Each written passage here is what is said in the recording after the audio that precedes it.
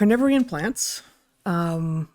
The analogy I came up with upon discovering how many times it has evolved is like the mangrove habit. Mangroves are plants that grow in salt water and have an ability to get rid of the excess salt. But mangrove isn't a single thing. Mangrove, the habit that we call mangrove, has evolved many, many, many times. Similarly, carnivory in plants has evolved many, many, many times. Something like at least 9 separate evolutions of carnivory, including multiple evolutions of pitfall traps, sticky traps, and snap traps. Okay, multiple evolutions of each of those types of traps, and at least 9 different evolutions of carnivory. So I have not looked into the evolutionary history of carnivory. And you're going to ask me questions I can't answer. No, I'm going to put one possibility on the table. Okay. I'm going to bet that there are a lot of cryptic evolutions of carnivory that we haven't spotted, ways 100%. that plants trick insects into dying in a place where they can have their nitrogen absorbed. Yeah, so actually there's a good paper, Givnish 2015, that defines what and I think what you just said would classify you as a carnivorous plant, not you so much.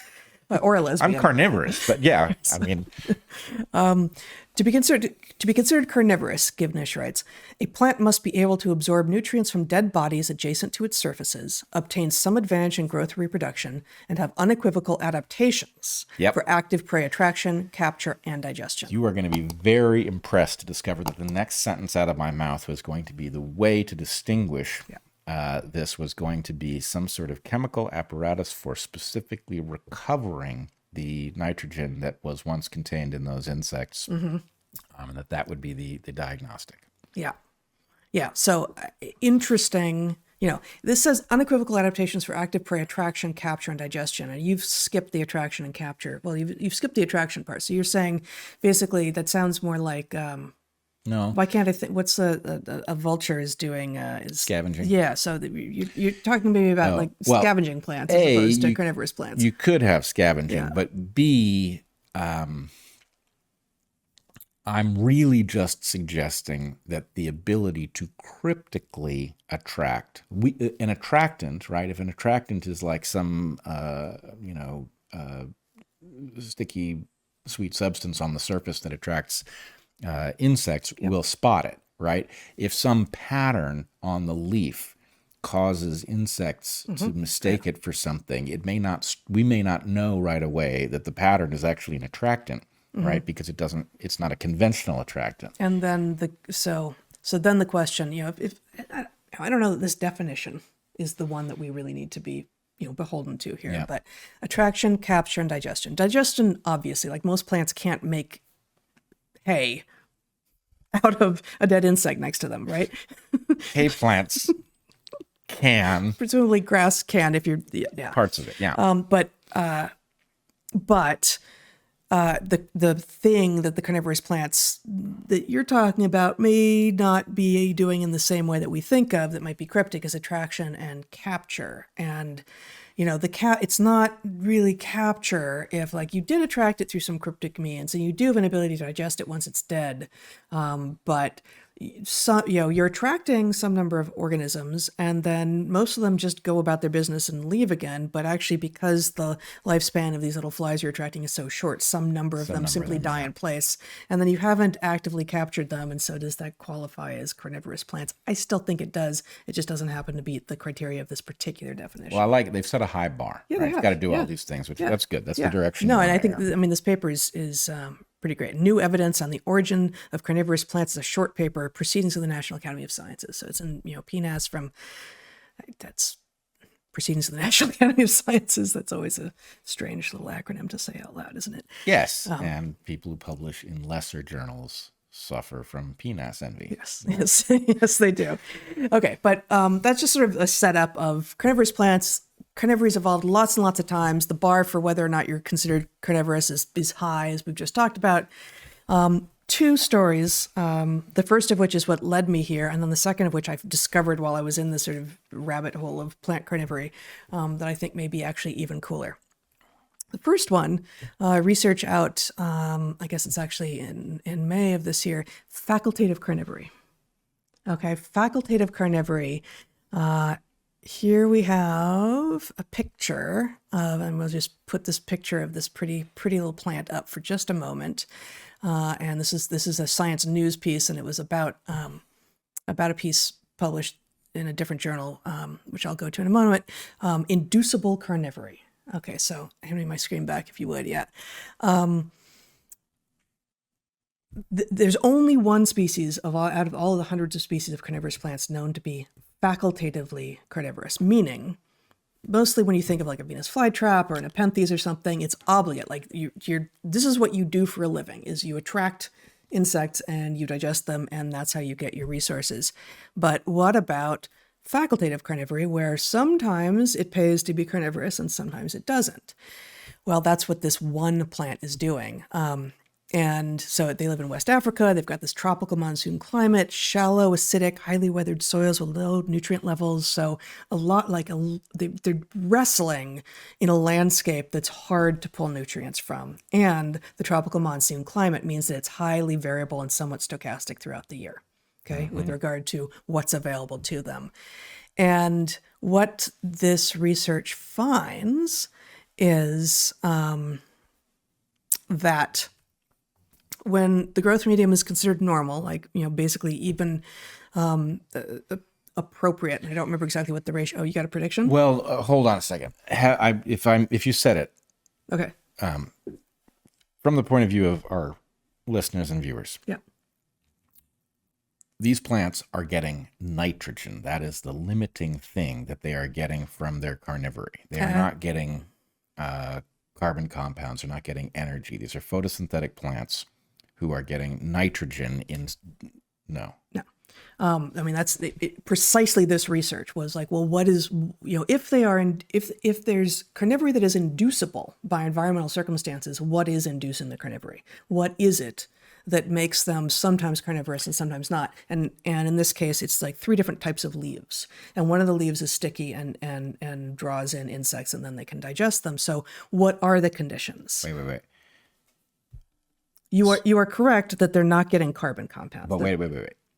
Am I incorrect that a Venus flytrap or a Nepenthes pitcher plant are getting nitrogen, and that this plant may be getting something else? Or am I wrong about the entire category of carnivorous plants? I think you are wrong only in that it's too simple. And like if you think about gardening, if you think about, we don't buy fertilizers, but it's 3 elements that tend to be limiting, or that tend to be out of the right ratio. It's nitrogen, phosphorus, and potassium.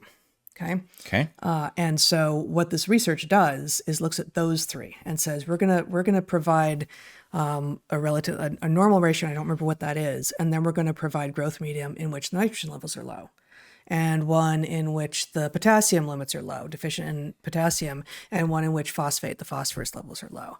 And only when the phosphorus levels were low did the carnivorous leaves develop. So in this particular case, it wasn't the nitrogen, it wasn't the potassium, it was the phosphorus. Now, they're in particularly different kinds of soils, right? These highly weathered tropical soils that are low nutrients in general, with monsoons coming through that are presumably helping leach the soils further. So I don't know if more often it's nitrogen, but I wouldn't think that it was inherently nitrogen, even any more than I would think it was inherently phosphorus or inherently potassium. These are two separate questions that may be the same, right? There's a question about what triggers the morphology in which carnivory happens. And so from a trade-off perspective, the interesting thing here is the reason that we have carnivorous plants and other plants, the reason that those are in general it's not a facultative question, is that a carnivorous plant is not able to compete with non-carnivorous plants where non-carnivorous plants have sufficient nutrients to do their thing. So I suspect, and neither of us are soil chemists, right? But I suspect that you're thinking it's going to be nitrogen more often than it's phosphorus or potassium, because we know that there are all of these tricks for nitrogen fixation in the soil that some plants do, and then others can make use of their nitrogen and all of this. But I don't know that there aren't comparable tricks for phosphorus and potassium deficiencies as well. I mean, Well, they're I'm not. I wasn't actually even going to that level. The question is the fact that you discover that low phosphorus triggers the production of carnivorous morphology doesn't necessarily say that what the plant needs is phosphorus or that it's getting phosphorus. It just says that you've got a trigger, which could be that it needs phosphorus, and this is a way to get it from insects, or it could be that that's a good proxy that tells you when you're in a kind of soil in which nitrogen will be limiting, and it is picking up nitrogen from the insects, but it's triggered by the low phosphorus, right? I could imagine that, like, for example. But why wouldn't, I mean, if it's a proxy for I need nitrogen, why wouldn't low nitrogen trigger it as well? It might be, for example, that, so you're talking about a trigger which is going to precede the production of leaves that are capable of remedying the deficit. And so there's a delay there, right? So it could be that there's some sort of pattern, like if there's a leaching issue, that the soils are going to be depleted by the high flow through of water or something like this. I agree with all that, but this feels like epicycles to me. Why is it so strange that they might be limited in one of the things that we know plants in our agricultural systems to be limited by? I won't be surprised by this. I won't be surprised by this at all. So why are we working so hard to recover but maybe it's nitrogen after all explanation? Well, I'm not trying to impose that on this plant that I've never heard of. Okay. My question, I'm perfectly ready to accept that I've misunderstood Venus flytraps on the basis that, the textbooks have been wrong and it's not about nitrogen. That could be. So your question is, so again, at least 9 different evolutions for carnivorian plants. Right. Your question is, you thought that in general, maybe across all or most of the evolutions of carnivorian plants, it was driven by a need to pull in nitrogen from nitrogen deficient soils. I don't know. Well, I don't know the answer. Right, and you hinted at the reason that would be such a common motivation for the evolution of this, which is that nitrogen fixation is actually a tricky business that most plants can't do. Right. And so there are various, mutualisms that bring in nitrogen. Or you could eat bugs. Or you can eat bugs, right. So the point is there are lots of ingenious solutions to this puzzle, and the one that is captivating to us is the consumption of animals by plants. That is fascinating that plants do that. Yeah. But in any case, the idea that nitrogen-poor soils happen all the time for various reasons, that lots of plants can't grow there. They are actually excluded by the lack of nitrogen, which then creates a niche for any plant, even an inferior plant, that can figure out how to beat that limit, which is why we get the evolution of carnivorous plants, the point is, if I can grow there and nobody else can, then the limit on everybody else's growth there saves me from all this competition. Right. But so this is why I find it analogous to the mangroves, right? Like lots of evolutions of this habit that is marginal, where you're going to be at the edge of what most of your kin, and I'm talking about kin broadly, like most plants could possibly tolerate. But poor nitrogen is something that biologists think about a lot more than farmers think about poor phosphorus and poor potassium soils as well. Sure. And in this particular case, it seems to be about the phosphorus. Yep. Well, again, I'm not saying it isn't about the phosphorus. I'm just saying that to discover that the phosphorus deficit triggers the evolution of this morphology doesn't necessarily say that what the plant is then getting. Yeah. I don't know about the evolution of them. Right. Triggers the deployment of this evolved adaptation. Right. It could still be about nitrogen or not. I'm just agnostic about that until that research exists. Okay. The other story I ran into about carnivorous plants, though, some work published some number of years ago, 2009, I found even more charming, even though it involves poop. Really? Yeah. All right.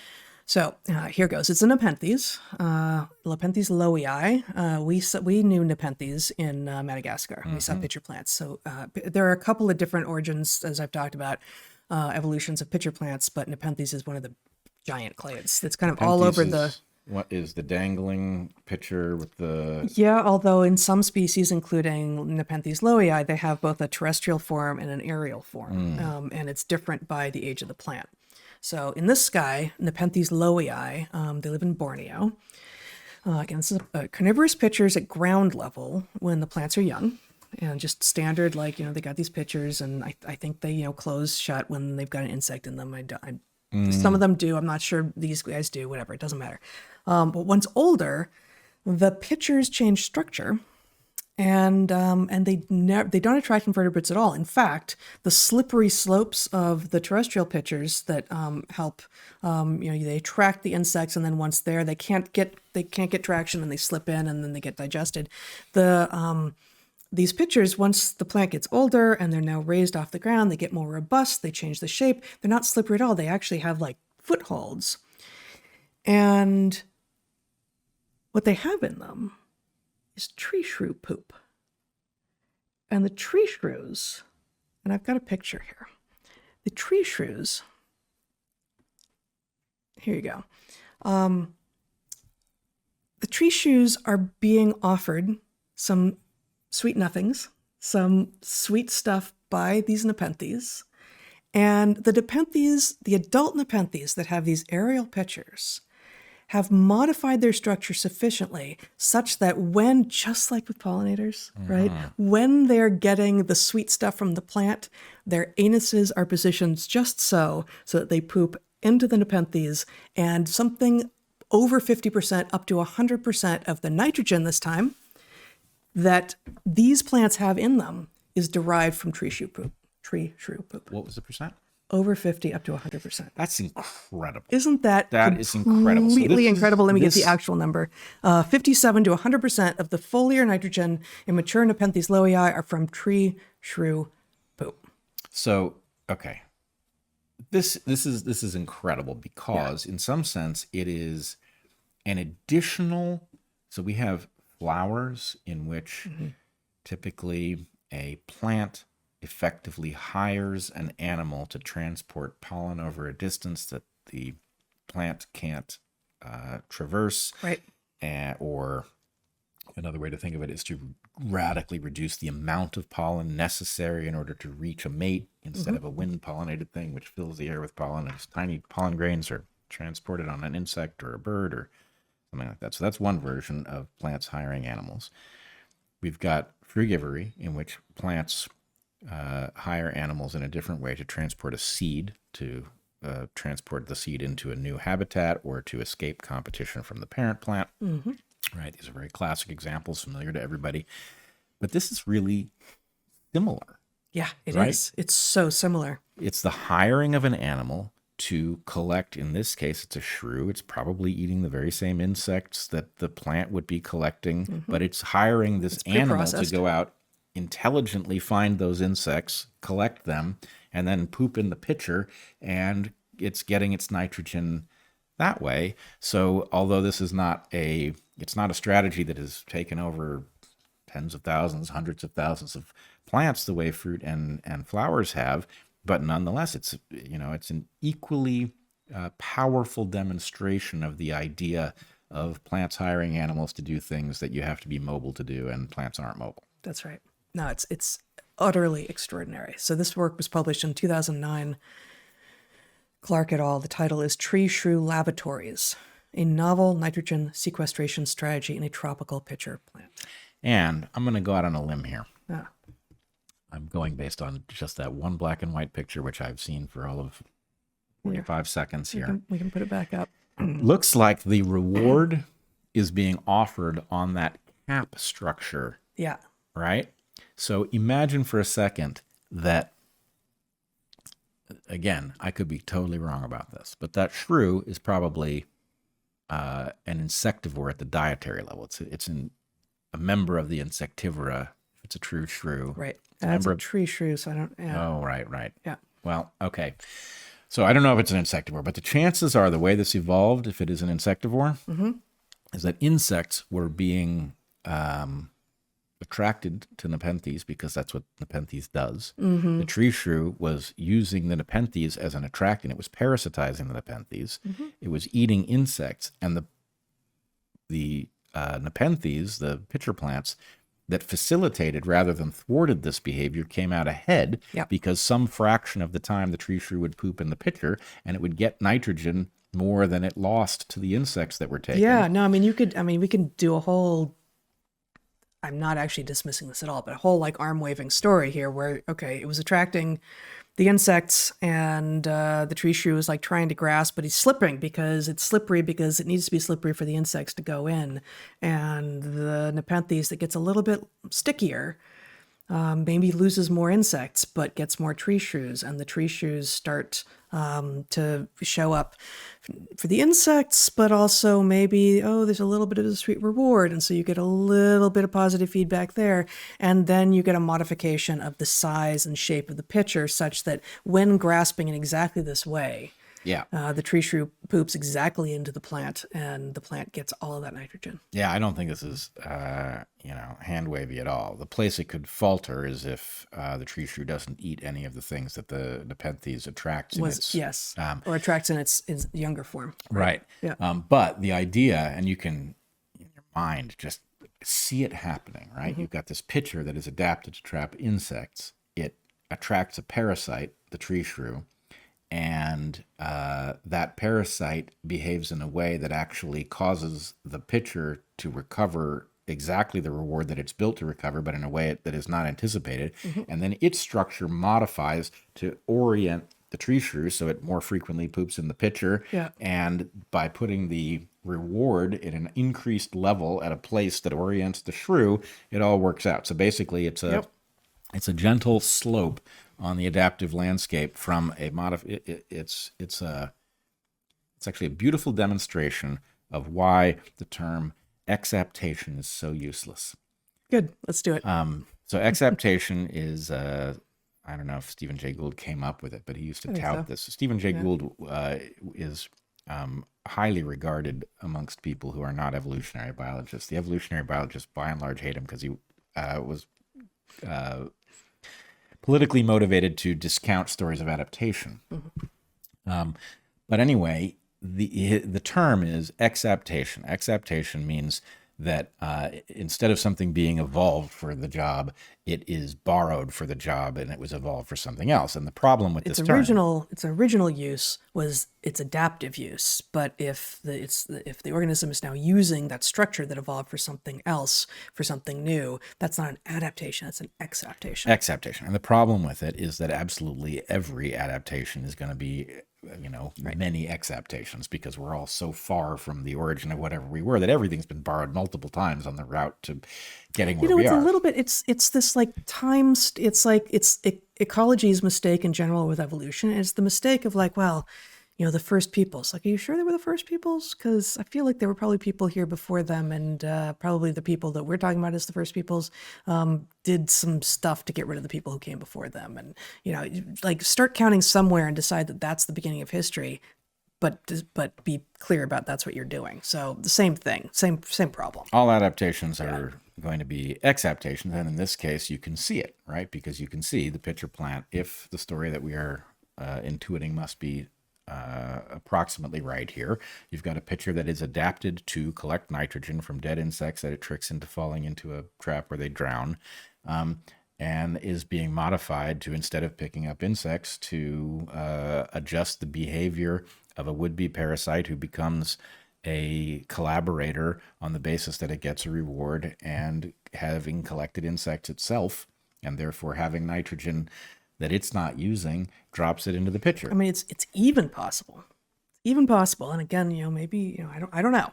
But that the tree shrew benefits also not just from the reward, but from having its poop harvested so that it's not leaving a chemical trail out in the forest as to where it's been and where it might be findable by would-be predators. Yep, that's going to be a tough one, but I absolutely agree. This is largely how mammals get hunted, is they leave unavoidable evidence that a predator with a good sense of smell can find, which explains interesting behaviors like cats burying their poop, and one of the two sloths in Central and South America coming down the tree and actually burying its poop. I think it also accounts for the other one coming down the tree and pooping, but not burying it. Right. Yeah, I don't remember which is which, but yes. Yeah, I've forgotten which is which, actually. But anyway, all of these things are about disguising where you are, because something, if it figures it out, can predate you. Well, in the case of cats, probably it's more about so your prey don't know you're there. I don't think so. I think it's, this is small cats, and Big cats don't do this? good question. I don't know. But in the small cats, I would say hiding from predators is more likely. But it'd be interesting if big cats do it, then that would suggest that it might also be prey items. Yeah. All right. That's carnivorous plants for today.